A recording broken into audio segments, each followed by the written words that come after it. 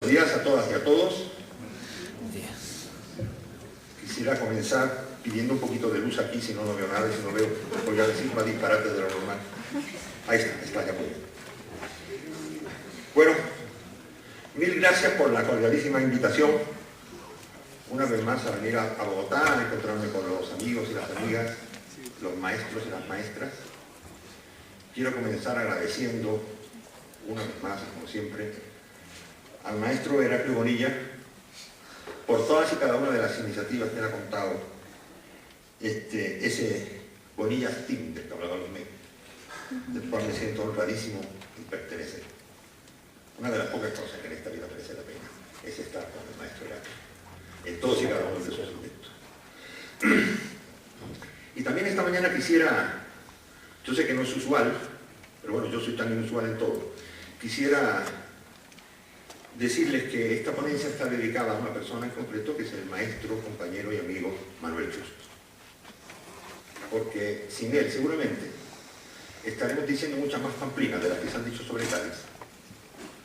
Y él ha sido la persona que a algunos, y a mí, nos ha enseñado a mirar Cádiz de un modo diferente. Sin Heraclio no estaremos aquí. Sin Chust no estaremos diciendo las cosas que vamos a decir. Así que, Heraclio, muchas gracias, y Chust, muchas gracias también, mi querido compañero. Y sin embargo, amigo. Bueno, el tema al que Heraclio nos invitó a participar tiene que ver con, bueno, con esa foto que hemos hecho, ¿no? Esta es una fotografía que un poco más se conoce.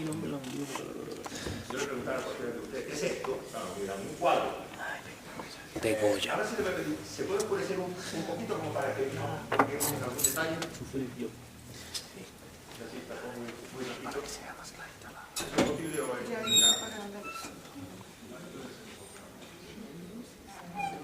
La luz. Ahora, apague la luz. Bueno, esto es un lienzo desconocido, tan desconocido que ni siquiera está en España, está en un sitio tan frío, tan poco sentimental para estos temas como Estocolmo. Fíjense, los españoles son como son, que a la Constitución de Cádiz nunca le dieron bola, y el cuadro, que se llama Alegoría de la Constitución de Cádiz, está en Estocolmo. No hubo ni siquiera el reclamo para traérsela, ni colocarla en el Congreso de Diputados. ¿Para qué? Y no crean ustedes que la pintó un chiquilicuatre. Está pintada por don Francisco de Goya. El Goya, uno de los Goya que podría ser más alegóricos de lo que en teoría fue la nación española. Los españoles no la conocen, está en Estocolmo, y ni siquiera nadie sabe que Goya pintó una alegoría de la Constitución. Y además es una alegoría, si la pudiéramos, yo le no hay forma de verlo un poquito más, porque la foto es buena, no vayan a creer que nosotros íbamos a apagar un poquito, luego la encendemos. Porque es un dedo acá hermoso, y esto explota. grande, pintado además con el corazón, como decían las protas de don Francisco. Es que si no, no se van a fijar en lo que está ahí. Y es interesante. Bien, bueno. Este señor de barba que está ahí es el tiempo. Y el tiempo, si se dan cuenta, tiene alas, tempus fugit. Tiene en la mano una ampolleta, un reloj de arena. Si apagamos las luces, repito, y constituyó Mire, en la época de la ilustración la gente gritaba luz, luz, y nosotros estamos aquí pidiendo sopa. En ese reloj de arena,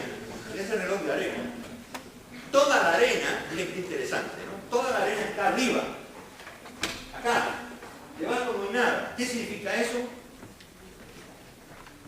¿Qué significa eso? Sabrina, ¿qué significa eso? Que el tiempo va a empezar. Que el tiempo nuevo va a comenzar. Que todavía no ha pasado. Estamos en un arranque. En algo. ¡Bien! Vamos a ver, ahora falta enfocar un poquito de foco. Gracias. Está perdido. Bueno, ahí está, bien. Que el tiempo nuevo va a empezar.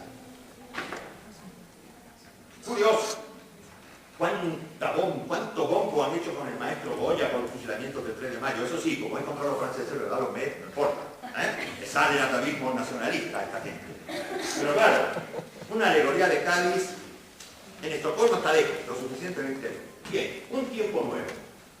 Y observen cómo el tiempo está acercando del brazo, empuja a esta dama. ¿Saben quién es esta dama? España. La dama es España. Vean, con un buen busto. Es de nuevo la alegoría de los revolucionarios. Claro, aquí no lleva el busto fuera como en los cuadros de la Revolución Francesa, de Delacroix, recatado, obviamente, blanco, porque es pura, y lleva en una mano el cetro de la autoridad y en la otra mano un librito. No se preocupen, no es Chávez, pero lleva en la mano la Constitución de Cádiz. O sea, España lleva en la mano la Constitución y es el tiempo que está empezando el que la empuja de la mano y la trae hacia nuestro presente. Y aquí, sentadita, está otra dama, esta así desnuda, que es la historia. La historia está desnuda, ¿por qué? Porque la historia tiene que decir la verdad, y por tanto la verdad es desnuda. ¿Y qué está haciendo la historia? Está escribiendo. ¿Y qué está escribiendo? La nueva historia, para lo que aquí nos congrega el amigo Heraclio, para escribir la nueva historia. ¿Y qué tienen los pies? Vean, libros viejos, la historia vieja, se puede patalear, se puede quitar, ¿no? Y es la nueva historia que se está escribiendo. Bueno, ¿por qué? Haremos la pregunta, ¿y por qué un cuadro tan significativo no está en el Prado? ¿Por qué un cuadro tan significativo no está en el Congreso de Diputados? ¿Por qué está en Estocolmo? ¿Por qué? Porque la Constitución de Cádiz ha sido siempre, en la historia contemporánea española, algo que hay que tapar, algo que hay que ocultar, algo que no hay que mostrar, algo que hay que liquidar, algo que hay que olvidar. No olviden ustedes que Fernando VII, en una de las frases más extraordinarias del periodo, ordenó el año 24 que la Constitución de Cádiz fuera quitada de en medio del tiempo. A los que les gustan las frases poéticas, no creo que haya forma más cruel de quitar algo del medio, que es quitarlo del medio del tiempo. Bueno, sobre eso les quiero hablar esta mañana. Ahora sí, ya tenemos que dar la luz. Miren,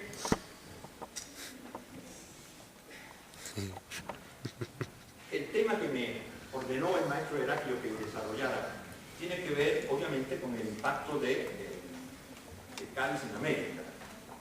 Pero yo rizaba un poco más el rizo y quería mostrar y al mismo tiempo señalar el impacto de América en Cádiz. Verlo en las dos direcciones, porque así es como funciona. Y claro, uno se pregunta, bueno, ¿y cómo es? Discúlpeme, yo soy físico, necesito completar mucho las cosas, no me vale los números. ¿Con qué lente hay que mirar Cádiz para que uno lo entienda mejor? Bueno, se puede ver con una lente casi de micro alcance. Si ustedes quieren, una lente que busca vamos a dejarlo ahí. Y eso nos llevaría a entender Cádiz en el concepto puntual de Cádiz, en la coyuntura 1810, 1812, 14. Y ahí hacemos una mirada bastante interesante. Si tuviéramos que ponerle un título poético, la llamaríamos algo así como La explosión en la catedral del antiguo régimen, que escribió, referido al periodo, ¿cómo se llama? Alejo Carpentier, el gran novelista. Bueno, explosión en la catedral, es verdad.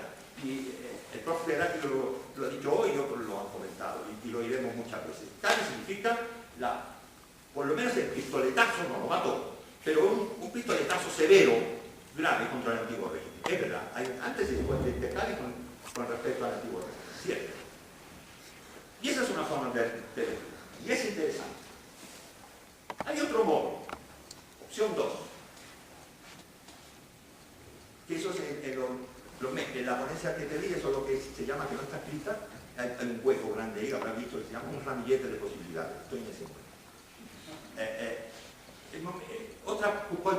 ¿Qué es ver Cádiz en el largo tiempo. Por lo menos entre la crisis del siglo XVIII, tanto para España como para América, y por lo menos, entre comillas, el triunfo de la idea de las naciones, 1830, 1840, lo que llamaríamos el triunfo del liberalismo, comillas, burgués. Claro, ahí se puede ver Cádiz y tiene otro sentido, porque ya no veríamos Cádiz solamente en la conformación de lo que es el texto y idea, sino cómo eso evolucionó, cómo fue impactando, cómo se desarrolló en otros momentos. Pero hay otro modo de verlo, tercera posibilidad del ramillete, que es ver a Cádiz, que es lo que yo he pretendido hacer, a través de sus actores, y si ustedes quieren, sus actores en A, o sea, en A positivo, sus actores en A negativo.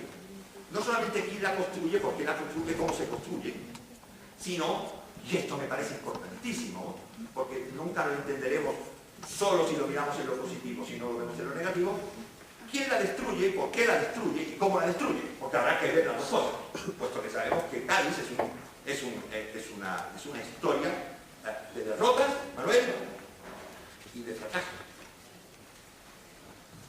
Cádiz es derrotada. Cádiz, en España, no fracasa. Lo que pasa es que nos han intentado convencer con esa historiografía española tan rasposa, tan conservadora, tan servil, entre comillas, de que Cádiz fue un fracaso, y que aquello fue un experimento, que se basaba en mucho boom, mucho ruido, pocas nueces. No. Cádiz fue derrotada. Y no una vez, sino cuantas veces se quiso desarrollar, le dieron duro, y con un palo, y duro, como decía el poeta gallego. O sea que Cádiz no es un fracaso, Cádiz es una derrota. Y habrá que estudiar quién derrota a Cádiz y por qué, y con qué instrumento se derrota a Cádiz hasta el día de hoy. Que nos ha quedado con un bicentenario, como quiero demostrarles ahora, trucho. Y resulta que la otra parte es que Cádiz es un fracaso, porque en América es un fracaso. En América ni siquiera llegó a ser derrotada, simplemente fracasó, no pudo funcionar. Y habrá que estudiar por qué.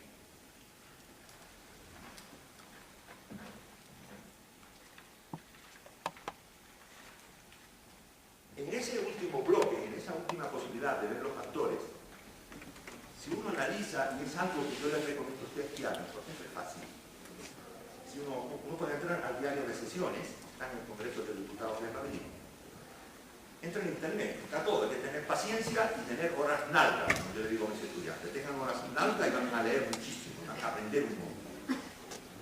Les recomiendo que en vez de ver Gran Hermano o cualquier otra cosa por el estilo, empleen las horas de la noche en entrar al diario de sesiones. Es apasionante. Es apasionante. No hay por qué inventar. Estamos acostumbrados a inventar y decimos frases. En Cádiz se dijo, bla, bla, bla. No. ¿Por qué no vamos al diario de sesiones y lo vemos? Y lo vemos. Y está ahí. ¿Para qué vamos a inventar? Si es que inventamos una barbaridad, ¿qué quiere que le diga? Sabe la capacidad de imaginación. Muchos historiadores deberían ser contratados directamente por cualquier producto. Bueno, en ese diario de sesiones están todas las intervenciones de los diputados americanos. Todas. O sea, que sabe por lo que decían, que dijeron, por lo que pelearon. Y la réplica. Lo que le contestaron los otros. Y ese es un juego extraordinario, porque ahí aprenderemos que los 4 caballos de batalla de la Diputación Americana, toda su complejidad y su heterogeneidad, los 4 caballos de batalla fueron, el primero es la representación. Igual representación para los españoles, pero para los peninsulares que para los americanos en la nueva nación española. ¿Se consiguió? No. Segundo caballo de batalla. La representación de las castas, la ciudadanía de las castas, que representaba un porcentaje enorme de la población negra americana. Miren, hasta los más conservadores de los diputados americanos estuvieron a favor de eso. ¿Se consiguió? No. Tercero, en una constitución liberal que se precie, lo primero que se tenía que haber eliminado era evidentemente la esclavitud. ¿Cómo era posible una constitución constitución liberal en el sentido, casi si ustedes quieren, jacobino, como algunos decían, o como luego la historiografía nos ha dicho que era cálido, por eso digo que era jacobino, ¿no? Se supone que lo primero que se hubiera eliminado es la libertad, perdón, la esclavitud, en el tanto a la libertad de los seres humanos y la aplicación de los derechos del hombre y del ciudadano. ¿Se quitó la esclavitud? No. Y cuarto, la amnistía. Cuarto caballo de batalla, la amnistía. Ha llegado 1812, en América la guerra está estallada desde el año 9, como sabemos. Ha habido muchas detenciones, muchos muertos, muchos asesinatos, muchas persecuciones. Se declara una amnistía, dice, con el tiempo nuevo que decía el Cronos, tiempo, ese tiempo nuevo, tabla rasa y decir, bueno, y desde ahora comenzamos. ¿Se aprobó la amnistía? No. O sea que los 4 caballos de batalla de la Representación americana no se consiguió ninguna. Por tanto, Cádiz, a su regreso a América, era un fracaso. Por cualquiera de los 4 puntos, por la esclavitud, por la representación, por la ciudadanía de las castas y por la amnistía. Cádiz en América, como luego vamos a leer, era un miedo. Y poca gente en América, excepto determinados sectores de población por determinadas razones, fueron capaces de apoyar Cádiz.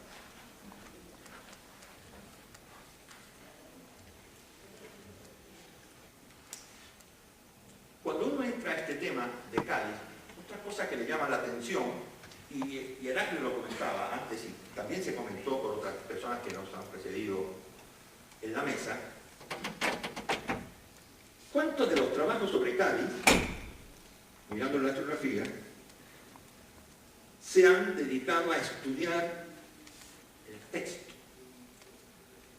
Tengo varios compañeros de la carrera de Derecho en mi universidad, de la Pablo Doralín en Sevilla, que me dicen, hombre, Juan, trabajamos sobre lo mismo. Yo, qué bien, de la Facultad de Derecho. Ya me resulta extraño que los viejos catedráticos de Derecho me digan que trabajamos sobre lo mismo. Ahí creo que yo soy el que me estoy confundiendo. Bueno, ¿qué me dicen? Porque he estudiado el artículo 5. Pero usted sabe quién, esos señores yo le hablo de ustedes, pero usted sabe quién los... No.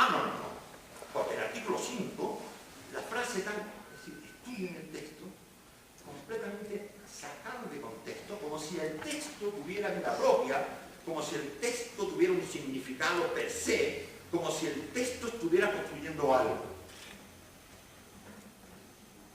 En un rápido conteo en la historiografía sobre Cádiz, acabamos descubriendo que más de la mitad de esa historiografía toma y parte del texto como materia de estudio. Es tremendamente cómodo. El texto, si la señora España la llevaba en la manito, se puede llevar fácilmente a la cama. No hay que hacer ni horas nada, se lleva a la camita, ya qué interesante. Se puede comentar en un bar, es chiquito, no necesita mucho esfuerzo ni mucha investigación. Con tal de no acudir a leer el diario de sesiones, casi cualquier cosa. Se le dice que es un ente con discurso, con energía, con intenciones propias, por fuera de sus propios autores y por supuesto también por fuera de las intenciones de sus detractores, sus enemigos, sus aniquiladores. Desnudada de lo anterior, no pocos autores, a estos que me refería, han presentado ante nuestros ojos un documento listo, limpio, para ser utilizado porque corresponda y como corresponde, como han sucedido en muchas ocasiones, tergiversando el pasado en el presente, o recurriendo, a eso me quiero referir en lo que me queda de exposición, a lo que se ha llamado el uso público de la historia, que me parece un terreno, un lodazal, un tremedal bastante preocupante, pero que en nuestros días, y con tanto bicentenario como llevamos encima, sabemos todos que ese uso público de la historia se ha transformado en la forma de hacer, de explicar y de sentir la historia en todos nuestros países. Porque lo que se ha pretendido es explicarnos, convencernos de que el texto de Cádiz de 1812 fue, comillas, matriz de libertades, comillas, adalid de modernidades, sin mayores explicaciones, sin mayores profundizaciones. ¿Qué es lo que se trata de ocultar con todo esto? De qué tienen que convencernos, dónde han estado, dónde están en la historia contemporánea de nuestros países esas libertades y esas modernidades. Esta buena colección de autores, algunos de vieja data y otros acudiendo prestos a la llamada apila que se les ha hecho de determinados ambientes políticos, han logrado escamotear muchos asuntos porque no convenían o porque eran de difícil digestión. Entre otros, y es el tema que nos ocupa aquí y sobre el que trata este trabajo en concreto, se ha ocultado o se ha difuminado la existencia de una guerra declarada entre los diputados americanos por pretender una presencia equitativa y real de América en Cádiz y emprendida desde la tosudez y la prepotencia de buena parte de los políticos peninsulares presentes en Cádiz. Guerra que al final, pero podría decirse que desde el principio, llevó al naufragio en ultramar al texto en cuestión. Y ocultando también que pretenden estos autores, o desmanejando el hecho de que tan respetable y benéfica constitución, como quieren convencernos ahora de que fue,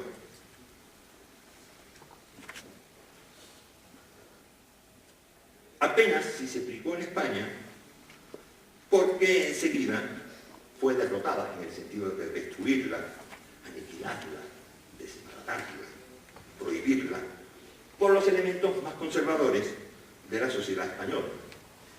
Eso es lo que no nos cuenta. A pesar de tanto bombo, de tanto laurel, de tanta salva de escopetería, todos resultaron perseguidos por los autores del texto con saña, a sangre y a fuego, por los mismos verdugos de la Constitución. Y eso lo cuenta. Y esta derrota trágica y cruenta ha venido a ser transformada por algún sector de la historiografía y por lo que se va desde ella para ese uso público de la historia en un fracaso lógico, en un fracaso previsible, dado que el proyecto constitucional, han escrito, se realizó por parte de ciertos exaltados, con escaso tacto, sin considerar la consecuencia de sus actos, en un tiempo destemplado y difícil, ante el que hay que pasar página, pensando en el futuro o construir, vean la frase que se dice, o construir una nueva memoria histórica donde se resalten, comillas, los aspectos positivos del proceso.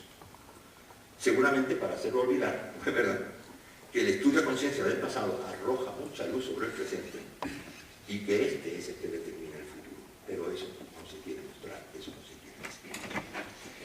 En esta dirección, y no hace muchos días, el 19 de marzo pasado, pudimos oír y leer en el acto de conmemoración de los 200 años de la promulgación de la Constitución y en el mismo lugar donde esta se produjo, es decir, en el oratorio de San Felipe Neri de la ciudad de Cádiz, al rey Juan Carlos I. Les voy a pedir por favor que pongamos la otra imagen.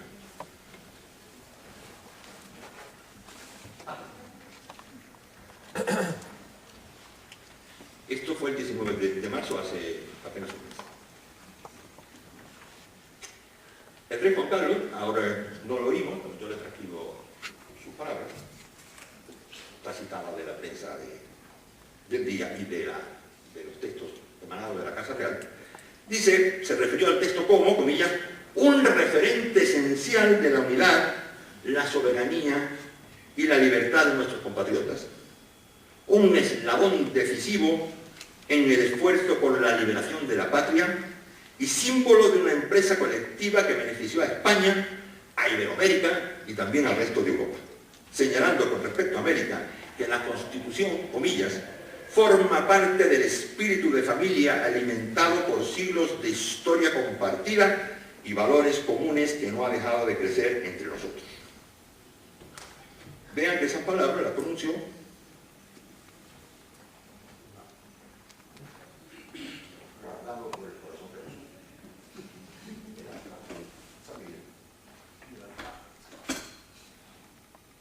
parece que no ha pasado tiempo, ¿verdad? 1812, el año 2012, seguimos en hermandad de los pueblos, porque somos todos una familia. Es un presidente de gobierno que está castigando a los países que le meten mano a las empresas europeas.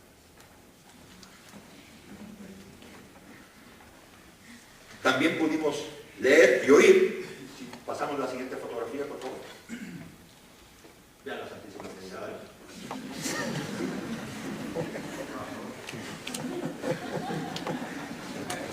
Bueno, está pasadita la cabeza. Al presidente del actual gobierno español, Mariano Rajoy, calificar al texto, atento, como uno de los mayores aportaciones a la cultura política universal. Y ambos proclamarse orgullosos de estar allí celebrando unos patriotas. Es decir, alimentando un relato mítico para el consumo colectivo. La nación, la patria, los patriotas unidas en pro de un ideal nacional. Obviamente, y al lado y detrás, como estamos viendo, la Iglesia, otro pilar de la Iglesia. El hecho de insistir oficialmente en usar y difundir el término la pepa ya es significativo. Queriendo soslayar, o quizás rizando el rizo, que esta gente me lo creo todo, el significado despectivo que siempre ha tenido la expresión "y viva la pepa", extendida desde los púlpitos y los casinos conservadores. Todavía, yo soy muy mayor, todavía yo recuerdo como, y no tan en la infancia, la expresión "y viva la pepa", que ya decir era un sinónimo de disolución, de desarreglo. ¡Anda, y viva la pepa! ¿No? De desarreglo, o sea que no. Esto de viva la pepa de nuestros días es un invento. Es rizando el rizo sobre algo que la propia derecha, que los propios serviles inventaron, construyeron y giraron a lo largo de todo el siglo XIX y que ha quedado todavía en el ambiente colectivo. Yo recuerdo a mi abuelo, que era bastante conservador, cada vez que yo hacía una barrabasada decía: ¡ay, este niño todo el día anda y viva la pepa! Bueno, seguimos más o menos. Pero obviamente ninguno de los dos, ni el rey ni el presidente del gobierno del partido de la derecha española, se refirió, ni tuvo en cuenta, ni explicó, ni se les ocurrió mencionar que el tatarabuelo de uno de ellos, Fernando VII, abolió violentamente 2 veces la Constitución por atentar contra los principios de su monarquía absoluta, es decir, los tronos y el altar, en híbrida conjunción, obligando a que fuera radicalmente, como ya dijimos, quitada del medio del tiempo, como el maestro Fontana nos ha explicado, y persiguiendo con pena de la vida a sus firmantes y a todo aquel que si acaso pronunciase un viva la Constitución. Para que no quede duda, y como en esto de los bicentenarios nadie lo ha dicho, ni nadie lo ha sacado, ¿verdad? Vemos al monarca y todos diciendo, nosotros, constitucionalistas hasta la muerte, voy a leerles a ustedes los decretos de 1814, firmados por el tatarabuelo del señor Juan Carlos, y vueltos a sacar otra vez en el año 24. Pueden consultarlo también cuando quieran. Artículo 1.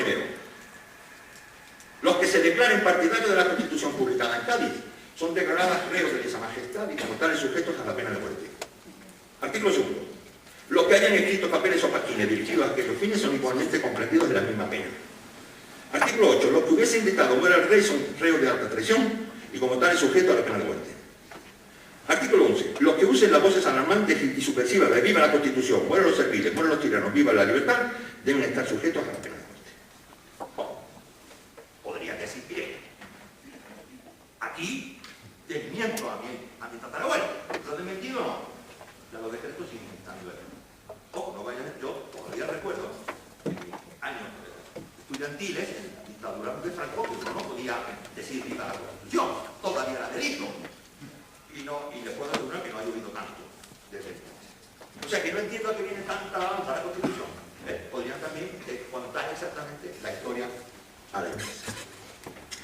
Pero tampoco se les ocurrió mencionar, ni a uno ni a otro, obviamente, que los soportes físicos e ideológicos del partido político del presidente del actual gobierno, que hoy se proclama tan nacional y constitucionalmente liberal gavitanista, se hallaban y se hallan todavía arrochelados los sectores más conservadores del país, la nobleza, la Iglesia Católica y los grandes propietarios, precisamente los que más combatieron la Constitución hasta conseguir abolirla a la pura fuerza e impedir por todos los medios que no volviera a instaurarse, empeñados a todo extremo en los últimos 170 años de la historia española, y la cronología la podemos ampliar más si ustedes quieren, por restaurar el absolutismo, por extirpar cualquier indicio de protesta, cualquier intento de restaurar los valores democráticos, por eliminar las libertades, por restablecer el integrismo y el fundamentalismo católico en su plena actividad política pública.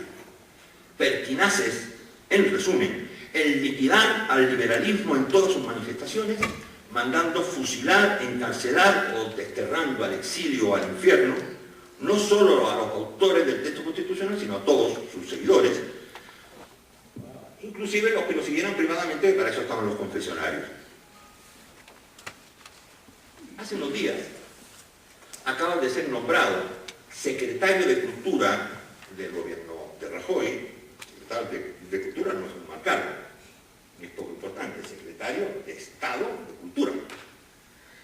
Pues un señor llamado José María Lasalle, diputado del PP por Cantabria, asesor personal de Rajoy, que había escrito una obra el año 10, hace poco más de un año y algo, llamado Liberales, compromiso cívico por la virtud. Bueno, este libro es sumamente interesante, porque en este libro ese autor, José María Lasalle, repito, ahora nombrado secretario de Estado de Cultura, fuerza de tal manera la máquina que lleva a explicar que existe una línea de continuidad ideológica entre el liberalismo de Cádiz y el liberalismo del gobierno de Rajoy.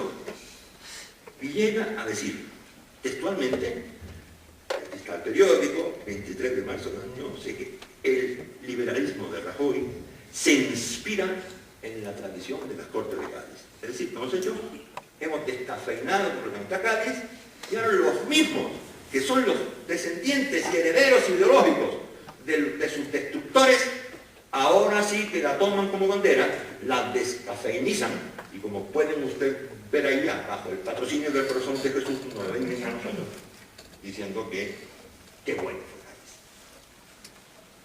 Aún el año pasado, cumpliéndose el 80 aniversario de la Constitución simbólicamente más próxima a Cádiz, como es la republicana de 1931, obviamente ese aniversario ni se celebró, porque la intelectualidad conservadora española, nervio ideológico del partido de Rajoy, la considera todavía tiránica, persecutoria, bolchevique.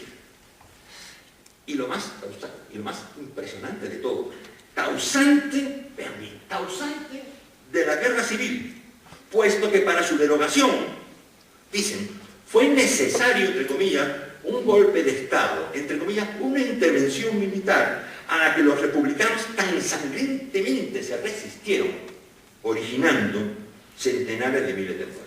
O sea que los muertos de la guerra civil es porque se resistieron a la abolición de la Constitución.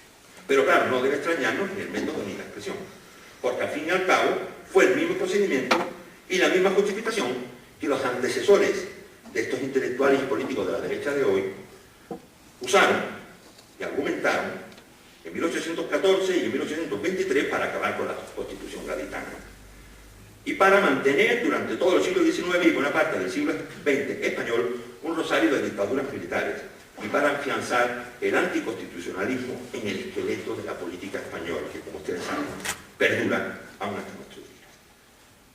Pero es curioso, porque eso es lo mismo que se oía en los pasillos de Aranjuez, cuando iba a convocar. Es lo mismo que se oía en los pasillos de Sevilla, cuando la Junta Central, y es lo mismo que se oía por parte de los conservadores por fuera del hemiciclo de Cádiz.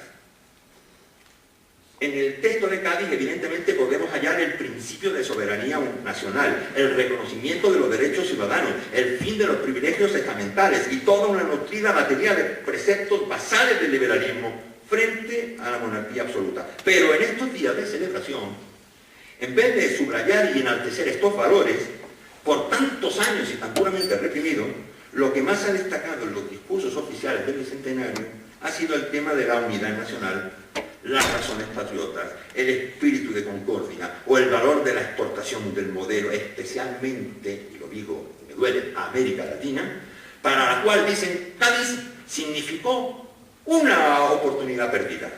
Es decir, Cádiz ha seguido siendo escamoteada, Cádiz sigue siendo derrotada. En la página web, si quieren, del consorcio para la conmemoración del segundo centenario de la Constitución, el consorcio oficial español, auspiciado por las autoridades del gobierno, se puede leer, le leo textualmente, pero pueden hacerlo ustedes desde la página web en ese consorcio. Leen. Esto quiere decir, vean, ¿no? Ven el aire. ni siquiera el aire, el ventarrón del triunfalismo y de falsedad que se esconde detrás de estas afirmaciones en el consorcio oficial, textualmente. Esto quiere decir que hace 200 años fuimos pioneros al implantar de forma tangible valores, libertades y derechos cívicos que hoy son incuestionables y forman parte de nuestra idiosincrasia como pueblo. Por favor, y esto se dice desde el partido de la derecha, que han fumigado Cádiz en los últimos 200 años, y que si pudieran se volvían a veredar aún la constitución que está actualmente en vigor, que a la derecha nunca le gustó y que casi no la votó. Sigo. 2 siglos más tarde debemos hacer memoria histórica, vean, debemos hacer memoria histórica, reconstruyamos eso del mejor modo posible, debemos hacer memoria histórica y celebrar un acontecimiento, atención a la frase, que ha convertido a nuestro país en una de las democracias más fuertes del mundo. ¿Están ustedes de acuerdo con esa afirmación? Es simpática, ¿verdad?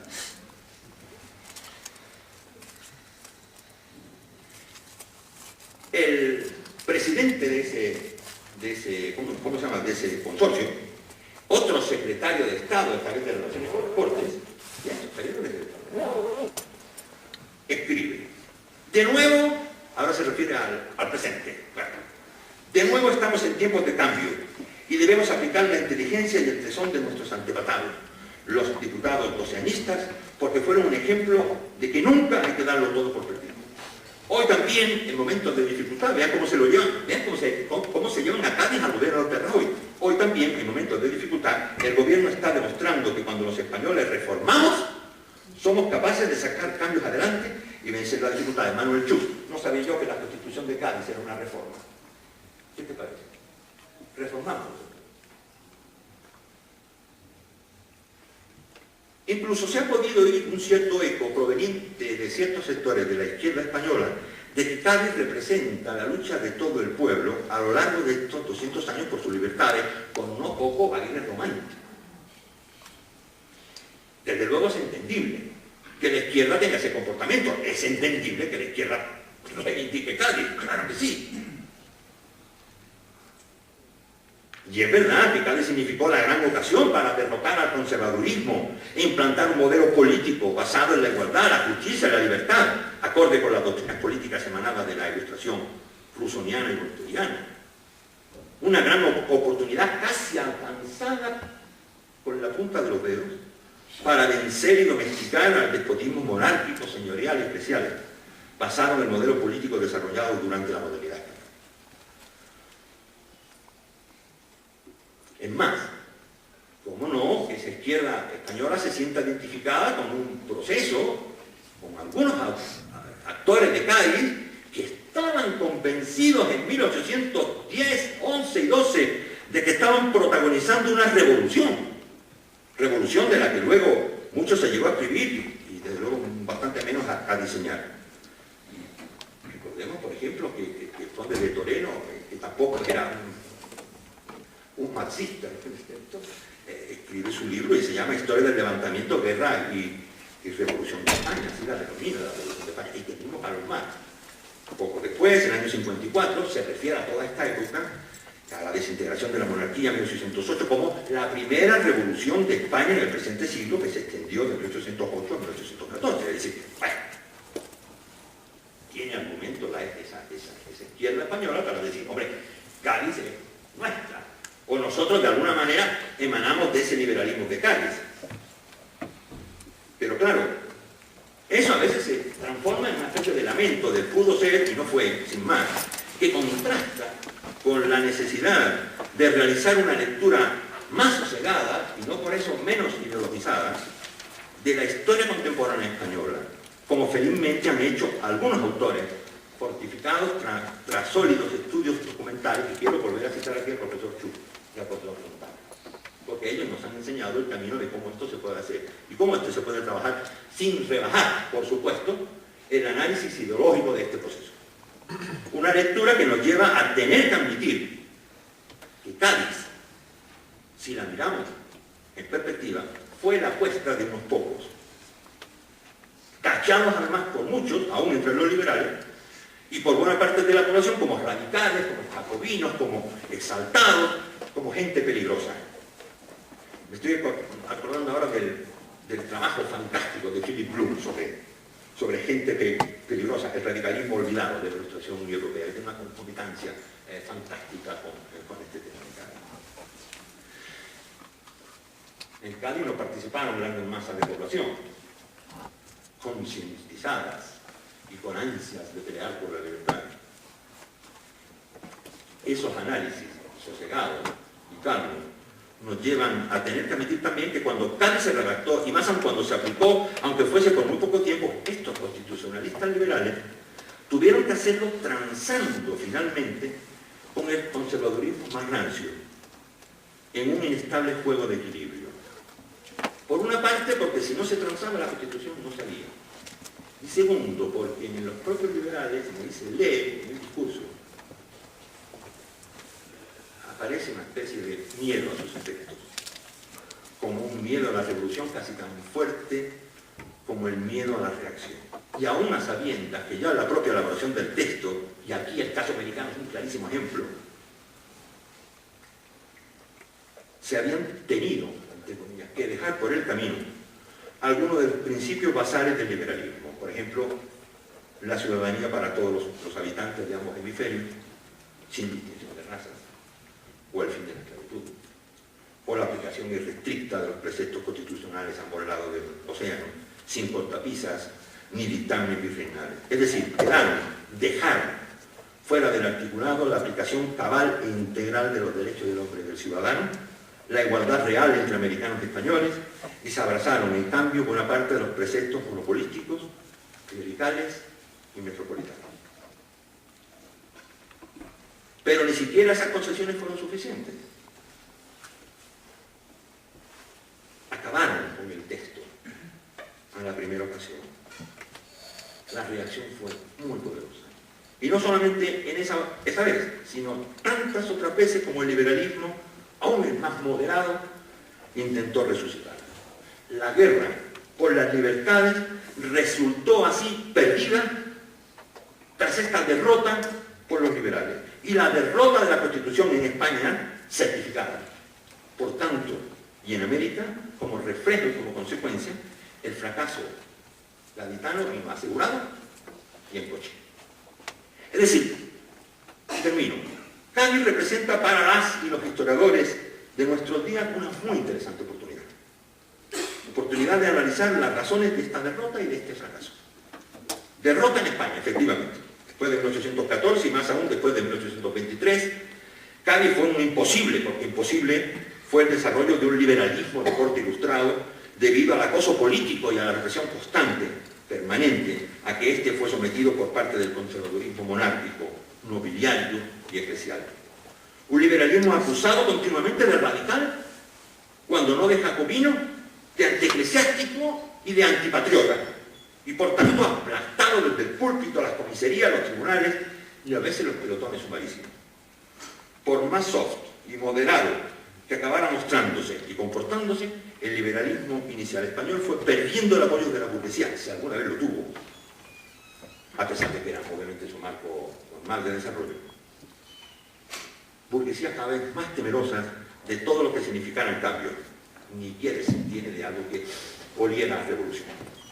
Una burguesía cada vez más conformista con la situación, más pactista con el poder omnímodo del que acabaron participando, más regionalizadas, hallando en este discurso del patriciado local una justificación para su bunkerización en rancio privilegios forales, prefiriendo la lucha contra la centralidad, entre comillas, nacional, de la que sacamos interesantes beneficios, a la lucha por las libertades nacionales según el modelo de Cádiz.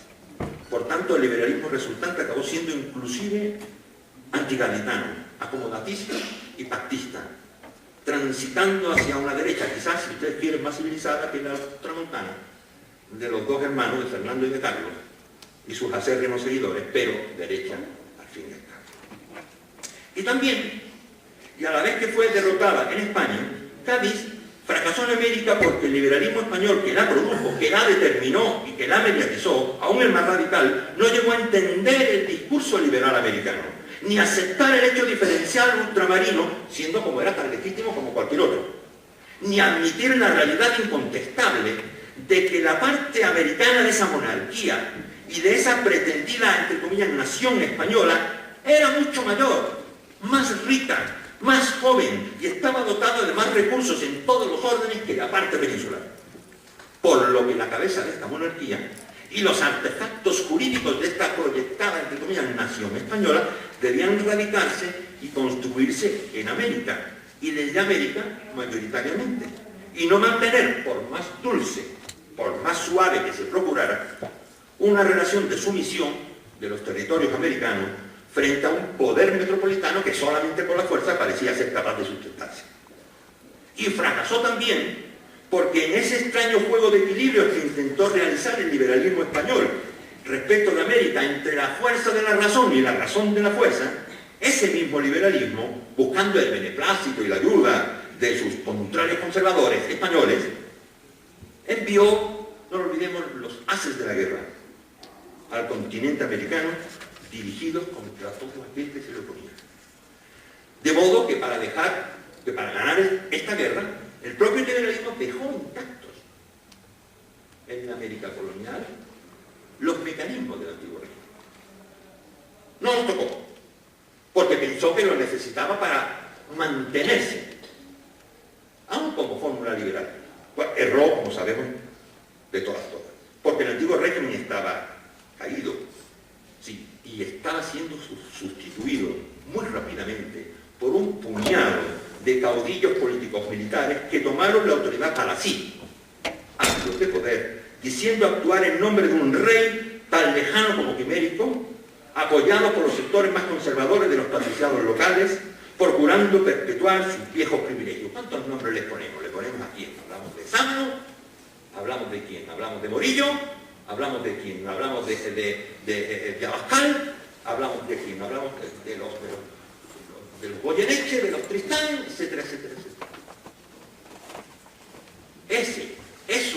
Ese conjunto de sátrapas locales son los que son encaramados por el liberalismo para mantener lo que queda del viejo orden. Como comprenderán, negociar con esa gente la aplicación de la Constitución era una quimera.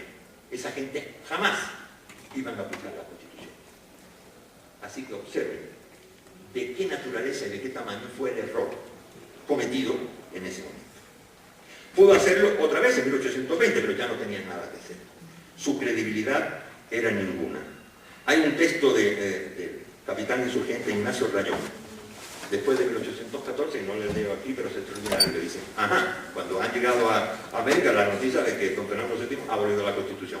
Ignacio Rayón le da un ataque de la risa, se dan ustedes cuenta. Han estado ustedes apoyando a un tipo sin escrúpulos como es ese Fernando. Y ahora vienen a llorarnos y a decirnos, nos confundimos. Y dicen, nosotros lo sabemos desde el principio. Y ustedes nos han echado a nosotros unos pocos de ejércitos a combatirnos y a sembrar la sangre en este continente. No lloren, señores españoles. Sean valientes y combatan, si pueden, que nosotros llevamos 4 años combatiendo. Y tienen toda la razón.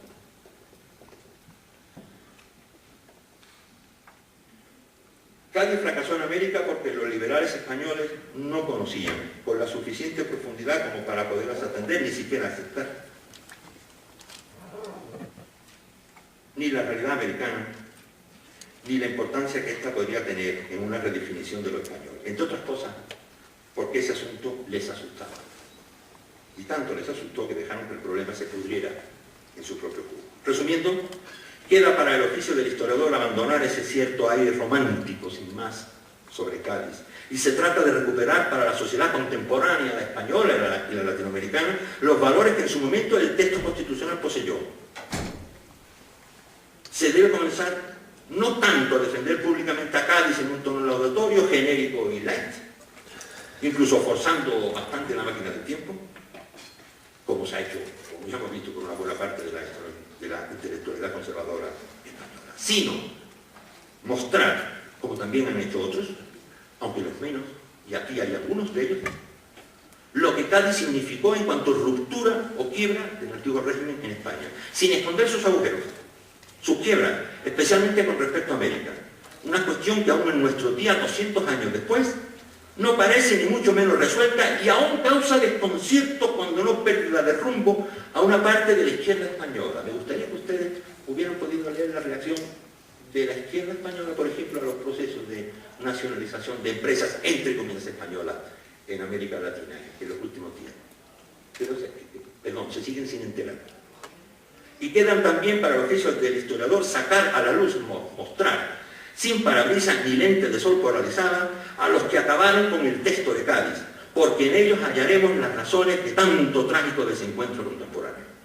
Si, como señalaba el mensaje elaborado por el Consorcio para la conmemoración del Bicentenario gaditano, en su particular, comillas, uso público de la historia, si se trata ahora de, entre comillas, hacer memoria histórica, pueden comenzar por señalar, por ejemplo, que los decretos tan violentos y cruelmente represivos contra la Constitución y los constitucionalistas emanados del monarca Borbón Fernando VII en 1814-1824, o los sermones de la Iglesia Católica y sus estigmatizaciones sociales, sus excomuniones, su Inquisición revivida, o los métodos de erradicación de las ideas constitucionales por parte de los conservadores en los campos y en las ciudades, tienen también que ser incorporados a esa memoria histórica para que ésta sea completa.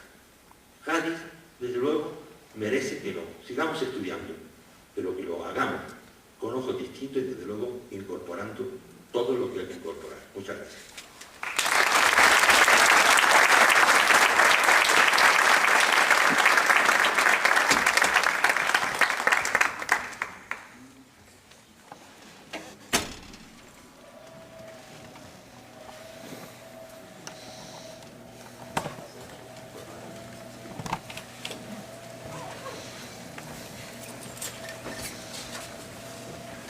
Pasamos al interrogatorio. Muchas gracias al profesor Marchena. A la fase de las preguntas. Estas preguntas normalmente, pues, dada la justeza y el manejo del tiempo que hizo el profesor Marchena, nos deja los 15 minutos para hacer las preguntas. Hay unos 2 micrófonos inalámbricos aquí para que yo le pido a las personas que van a intervenir que por favor esperen recibir el micrófono antes de empezar a hablar, a fin de que sus intervenciones puedan quedar registradas y grabadas para posteriores,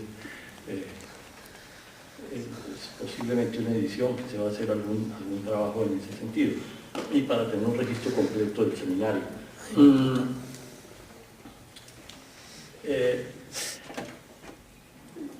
Yo pienso que puede haber 2 o 3 preguntas del público dependiendo de la extensión de la pregunta. Yo les voy a pedir que sean lo más concisos posibles, y lo mismo la extensión de las respuestas. Me voy a permitir iniciar con una pregunta que le voy a hacer al profesor Marchena, y es ¿qué relación habría y en qué sentido entre el llamado Estatuto de Bayón y la Constitución de Cádiz, dado que el Estatuto de Bayón en su texto mismo dice que es una constitución?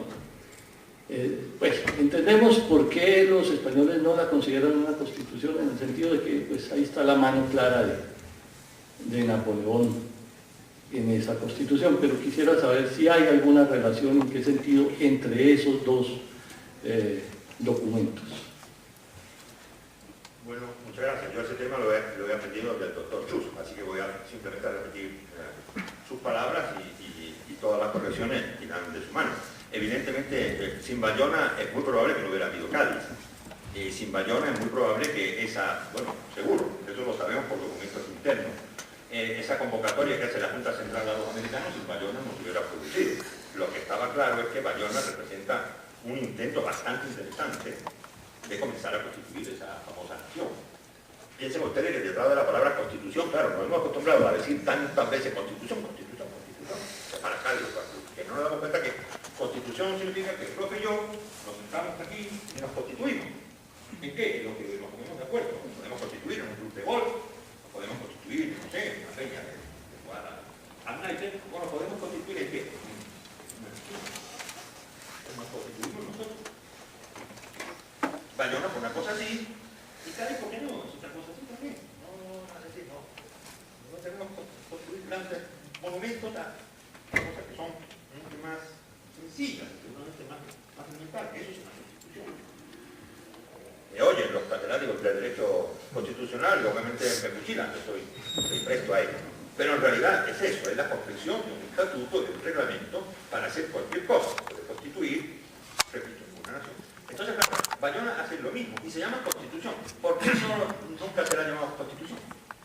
Porque la derecha española no tiene constituciones, ni la de Bayona ni ninguna. Entonces, como la historia la ha escrito siempre los pensadores, pues en este caso ya han llamado simplemente el título de Constitución a la Constitución, que tiene una representación americana muy grande, muy local, además, y que es verdad que no se discutió, es cierto, no se discutió, pero la representación americana, es decir, que el conjunto de atribuciones que Bayona le da a Cádiz, perdón, que le da a América, son por lo menos tan importantes como la de Cádiz, sino más, en algunos puntos más, porque se aplican los códigos de comercio, y se aplican los códigos napoleónicos, y se aplican, tardaron luego un siglo por volverse a aplicar, ahí estaban aplicados desde el principio. Y le digo otra cosa, ahora que no nos oye. Mira, está muy bien Cádiz, ¿no? No lo voy a atacar yo, claro, yo siempre que me a Cádiz, póngame a alguien contra Cádiz, yo me pago y me brinco. Claro, que lo defenderé siempre. Pero en una noche, Napoleón firmó el famoso decreto de Chamartín, más avances que Cádiz en su reunión. En una noche, de un plumazo, fueron el título. De una noche, en un plumazo, fueron los derechos señoriales. En esa noche de un plumazo, los 14 o 15 puntos de los decretos de Chamartín constituyeron un avance sobre la construcción del Estado. Tan grande. ¿Eso es aceptable por la sociología española? No. Lo mismo que decimos que el gobierno de José, las medidas de reforma y de construcción del gobierno de José, el liberalismo español es muy curioso, pasado el tiempo, y ahí está la memoria de José, que son fantásticas. Ustedes saben que Rey José se acabó transformando en un broker en Nueva York. Primero, como ya tendría acciones de Repsol y Rey José. Fueron a verle los diputados huidos de Cádiz el año 26 y 27, fueron a decirle, mire usted, nos confundimos. Usted debe haber sido el monarca, nosotros haciendo tonterías, combatiéndolo, y usted era el verdadero liberal, usted era el que debería haber sido nuestro rey. ¿Sabe lo que hizo el rey José? Llamó a un criado, lo sacó a patadas de él. O sea que estos temas yo creo los debemos ver, como yo decía, en una perspectiva de más largo aliento. Y nos daremos cuenta cómo Bayona, Cádiz, los decretos de Chamartín, el impacto del gobierno del rey José. ¿Por qué el rey José no es el rey José? ¿Por qué la historiografía lo trata siempre de el intruso todavía en nuestros días, o peor aún de Pepe Botella? Por favor, son justos.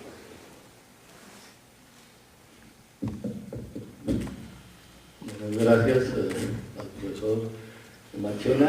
Vamos a tener dos preguntas, ustedes me lo permiten. Espérate que te lleven el micrófono. Bueno, gracias. Bueno, una pregunta muy breve para Juan, relacionada con esa representación fantástica de Goya, ¿no? Sobre Goya también, mira. Bueno, pero te hago una preguntita sobre el tema, justamente, y trayendo a colación el uso político del pasado. ¿Qué se sabe acerca de esa composición de Goya? ¿Cuándo la compuso? ¿Cuándo llega a Estocolmo? Porque también ya en función de Goya ya se sabe cómo fue contratado para hacer justamente la pintura y la representación de los fusilamientos, ¿no? Entonces, ¿qué podés decirnos a propósito de esa representación del pasado y uso político con el arte, ¿no? Se sabe muy poco, pero efectivamente esto está hecho en el mismo momento de los desastres de la guerra, ¿no? Es el ensalzamiento de la esperanza que significó para el liberalismo Cádiz.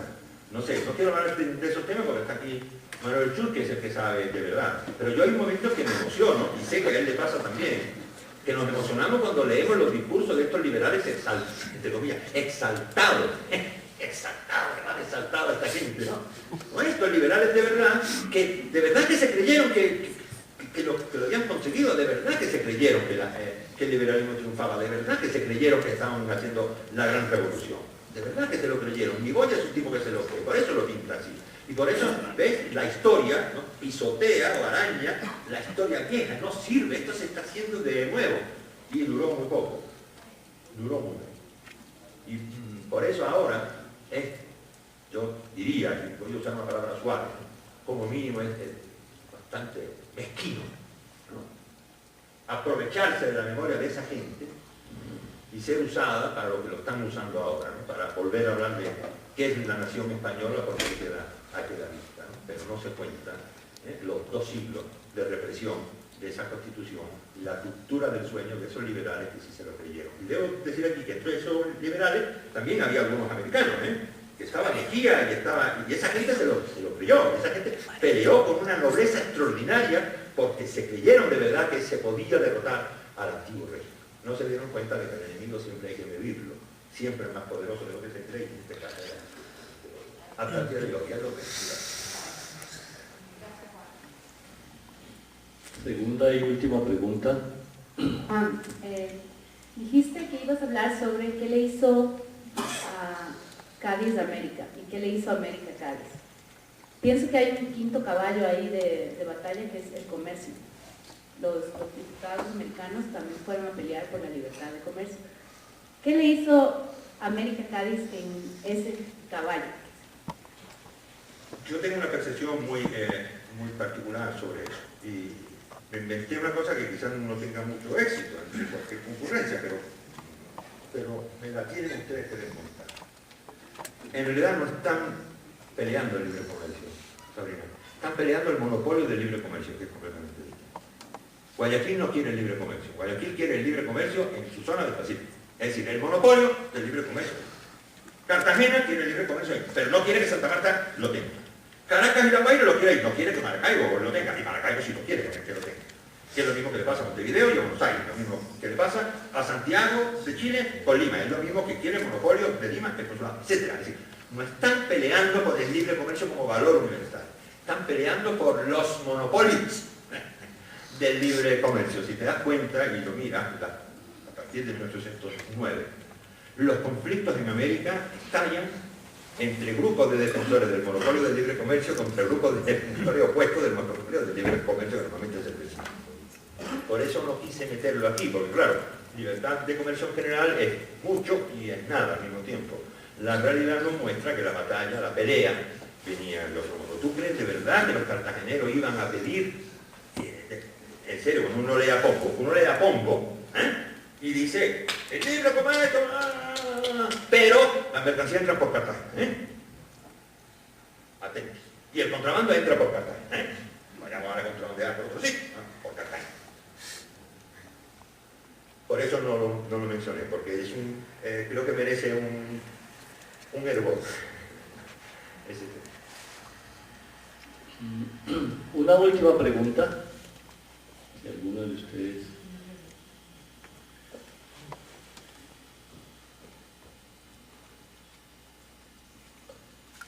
¿De qué manera la Constitución de Cádiz, de 1812, fue asimilada por nuestros libertadores aquí en América? Porque tengo entendido que Simón Bolívar y San Martín tuvieron diferencias frente a esa situación que se daba en España. Claro, pensar en San Martín como un constitucionalista es muy difícil. Tenemos aquí a la gran experta en San Martín, que lo tiene debajo de la cama y lo saca por la noche y le pregunta. La profesora Beatriz. No le pregunte, porque esa pregunta ella pensar en San Martín como un constitucionalista es imposible. San Martín es un general, él gana batallas y tiene ideas políticas para que los militares no sean los que saquen esto adelante, sino que haya una figura, pero evidentemente manteniendo el orden. ¿Qué orden? El orden establecido. ¿Cuál es el orden establecido? El de toda la vida.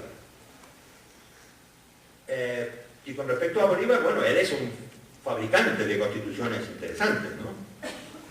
Yo creo que a estas alturas, y no es Cádiz, vamos a escuchar ponencias muy interesantes acá y vamos a ver que Cádiz, ni mucho menos, es la primera constitución.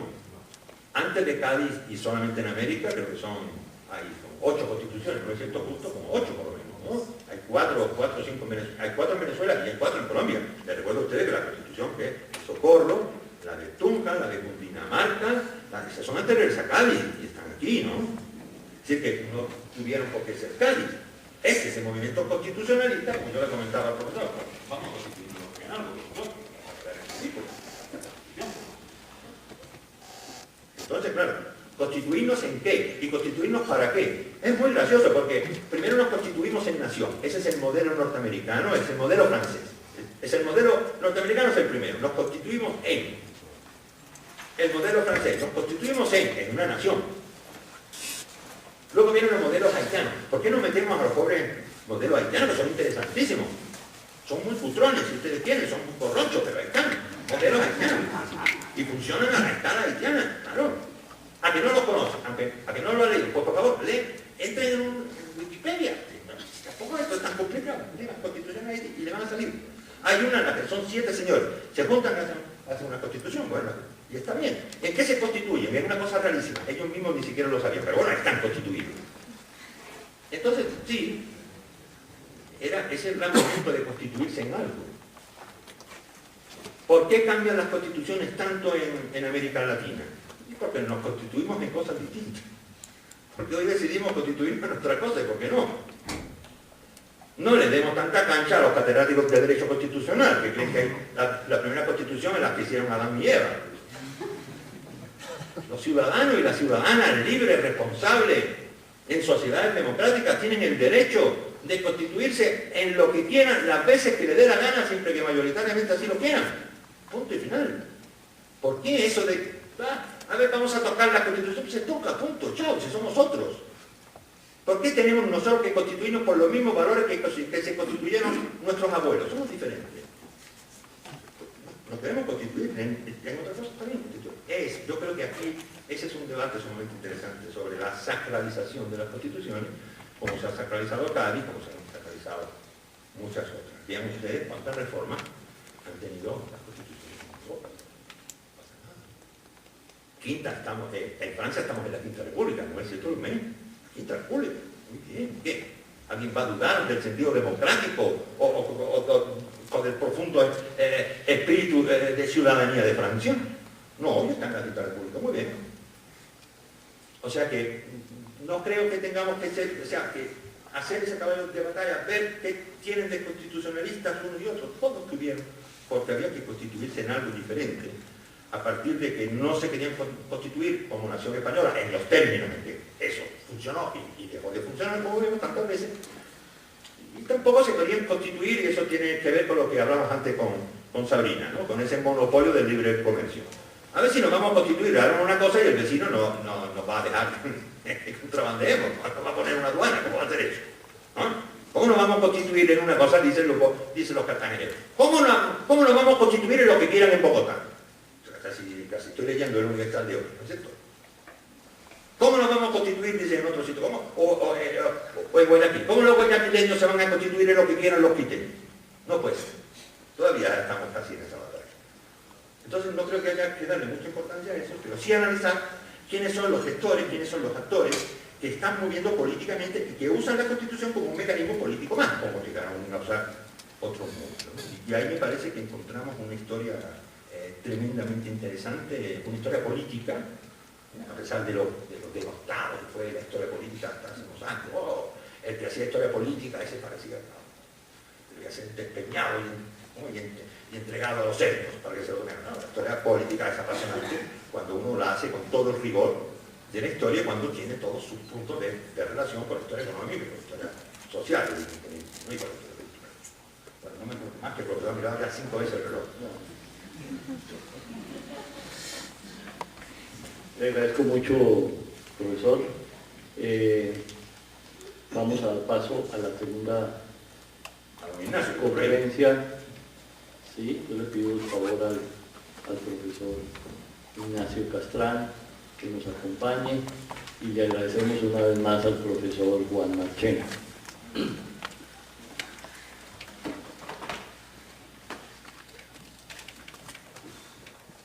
El profesor Ignacio Castrán es graduado en Geografía e Historia de la Universidad Autónoma de Madrid y es doctorado